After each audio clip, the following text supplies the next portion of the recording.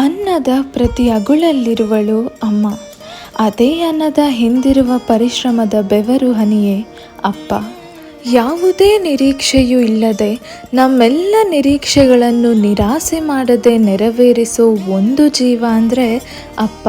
ತನ್ನ ಮಕ್ಕಳಿಗಾಗಿ ಎಲ್ಲವನ್ನೂ ತ್ಯಾಗ ಮಾಡುವವರು. ತಮ್ಮ ನೋವಿನಲ್ಲೂ ದುಃಖಿಸದೆ ನಗುತ್ತಲೇ ಇರುತ್ತಾರೆ.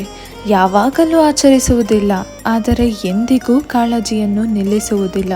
ದೇವರ ಹರಕೆ ತೀರಿಸ್ಬಿಡ್ಬೋದು, ಆದರೆ ಅಪ್ಪನ ಋಣ ಯಾವತ್ತಿಗೂ ತೀರಿಸಲಾಗದು. ಅಪ್ಪನ ಪ್ರೀತಿ ಎಂದಿಗೂ ಶಾಶ್ವತ. ತಾನು ಕಷ್ಟದಲ್ಲಿದ್ದರೂ ತನ್ನ ಜೊತೆಗಿರುವವರು ಚೆನ್ನಾಗಿದ್ದರೆ ಸಾಕು ಅನ್ನೋ ದೇವರು. ಮುಂದೆ ಎಷ್ಟೇ ಕೋಪ ತೋರಿಸಿದರೂ ಮನಸ್ಸಲ್ಲಿ ಬೆಟ್ಟದಷ್ಟು ಕನಸು ಪ್ರೀತಿ ಹೊಂದಿರುವ ಜೀವವೇ ಅಪ್ಪ. ಅವರು ಎಂದಿಗೂ ಅನುಭವಿಸದ ಜೀವನವನ್ನು ನಮಗೆ ನೀಡಲು ಪ್ರಯತ್ನಿಸುತ್ತಿರುವಾಗ